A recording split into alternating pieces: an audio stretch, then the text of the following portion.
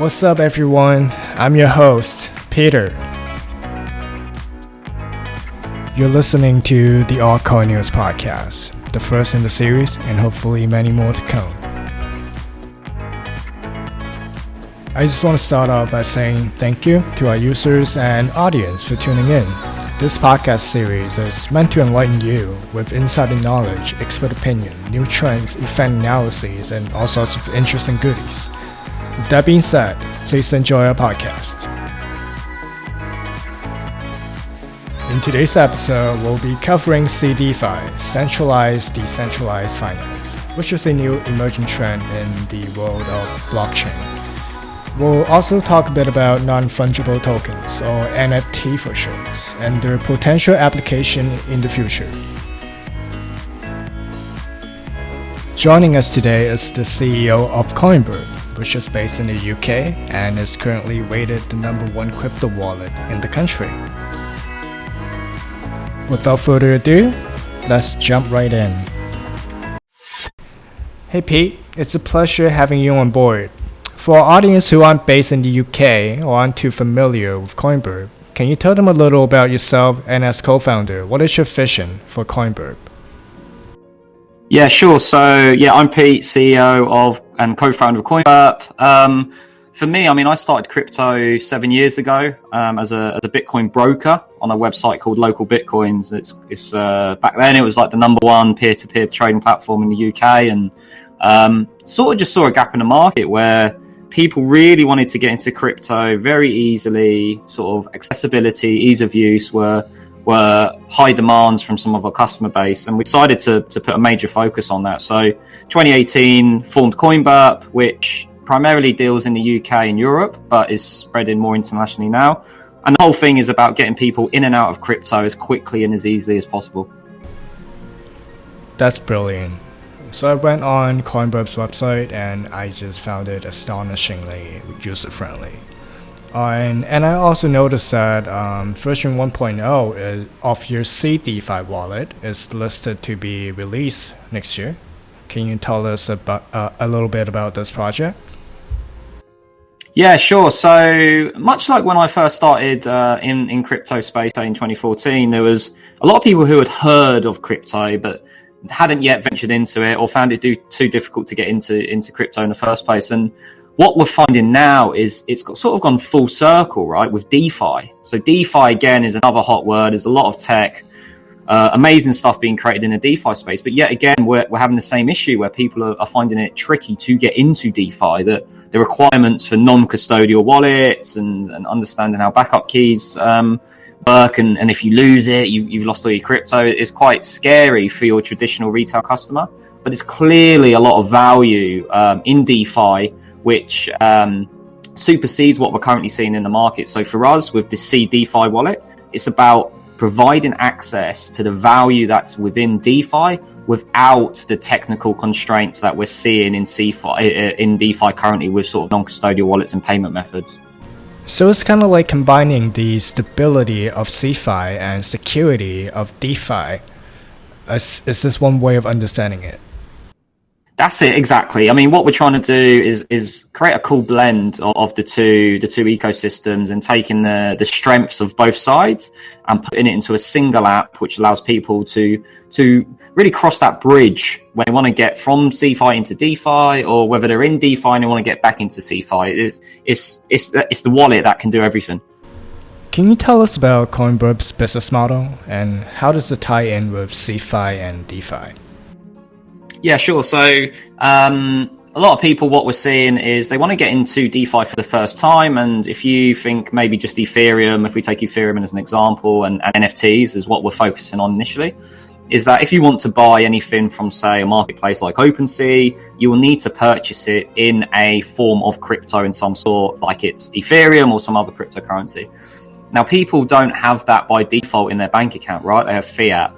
In the UK, we have GBP, but of course, there's multiple fiats around the world. So the way we make our revenue is that trade, right? So someone says to me, right, I've got this cool NFT in the marketplace that we want to buy, and all I have is fiat. Now, we know technically we need to execute that trade in crypto. So what we do for the user is we take the fiat, we convert it to the crypto, like Ethereum.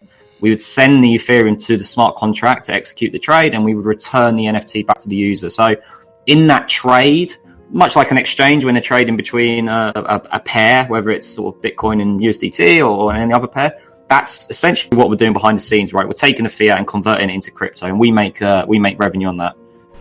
For some of our users and audience who don't know what an NFT is, for clarification, in a nutshell, an NFT is a form of cryptographic assets, much like cryptocurrency. The only difference is an NFT may appear as a form of collectible or a piece of art.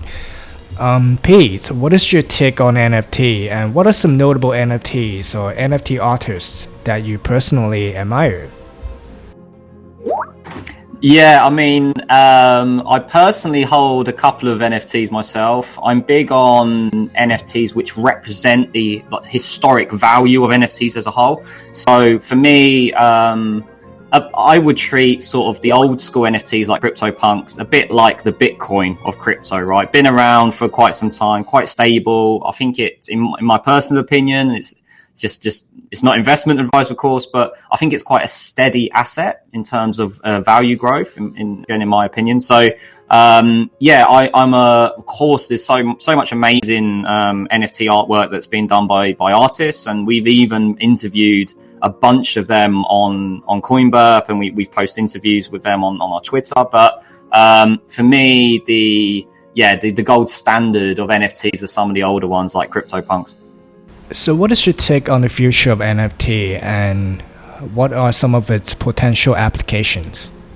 Yeah, I mean, we're big on metaverse, right? It's the idea of having a sort of augmented reality or virtual reality headset and putting it on and exploring this alternative universe, right? So a lot of NFT players are exploring how they can integrate into this new metaverse. So places like Decentraland, very good building blocks for the future of metaverse, and we want to explore. I mean, we feel the future is going in that direction. I feel VR headsets is becoming definitely much more fashionable and popular nowadays, and to be able to make that bridge to existing within this metaverse through our wallet, I feel is the future for many different things, especially gaming. I think gaming has a huge future in the metaverse. That's actually quite exciting. Sounds like the gaming experience is going to be so much more advanced in the coming years. So since this podcast session will be released in conjunction with CoinBurp's token startup sale on Gate.io, I believe investors will be very much interested in these questions. What is the outlook for CoinBurp's CeFi and DeFi products in this increasingly competitive landscape, and what is the next step for CoinBurp? Yeah, I mean, initially our big thing is to have this proof of concept, right? So what we're doing is we're only tackling, I guess, one vertical within the DeFi space, which is NFTs. We're essentially saying, look, if you want to interact with a vertical within DeFi, then we can enable that with fiat. We can do the custody for you, right? We can hold the NFT for you. You don't need to understand how non-custodial wallets work. And with that approach, and once we execute and we'll have everything live in terms of the wallet, we can prove that we can do that with NFTs. The grander vision is showing that it's not just NFTs that we can do it for. We could do it for anything in DeFi, whether it's compound pool, saving, borrowing and lending. Anything is possible in DeFi. And that's the approach we want to go. We also got some fun stuff in the background that we want to do as well. Again, within DeFi, we're creating a game, an NFT-based game called the Cook-Off, which leverages a lot of the partners that we have in the NFT space, and of course all the DeFi tech as well. So lots and lots of cool stuff in the roadmap. We are absolutely obsessed with making this work. So I'm very confident that it's going to be a success. Congratulations! I mean, CoinBurp has seen tremendous growth in the past 3 years. So this one is for serious investors. What is the tokenomics behind the CoinBurp project? Sure. So, I mean, there's tons of different ways to cover the tokenomics. What we've ensured is that we are working very closely with the community, right? For us, our customer base, our community is what makes us tick, what makes us grow and succeed. And for us, it's ensuring that a large quantity of our tokens are going back to the community. I mean, a key thing for us is our DAO, right? We want to create the DAO. We want our token holders to make these decisions for us in terms of the direction and our strategy and where we're heading to. So a big thing for us is striking that correct balance between the vesting schedules and ensuring that the tokens are circulating in a certain way so that we can not only hopefully increase the price and the value and ship a lot of products, but also work very closely with the community on the future of the CeDeFi wallet and other products to come as well. Right. So Pete, I really appreciate you taking the time to do this. Do you have anything that you wish to express to CoinBurp's community and future investors just before we conclude this podcast? Yeah, I mean, it's been a whirlwind few months. I mean, I've been in crypto for sort of 7 years now, but the last 6 months since we had this idea of creating this product has been an absolute whirlwind, like I said. And yeah, just a big thanks to all our community, whoever's supporting us. It means a lot. I try and hang out on Telegram when I can. Like, if anyone has any questions, please just ask it in Telegram.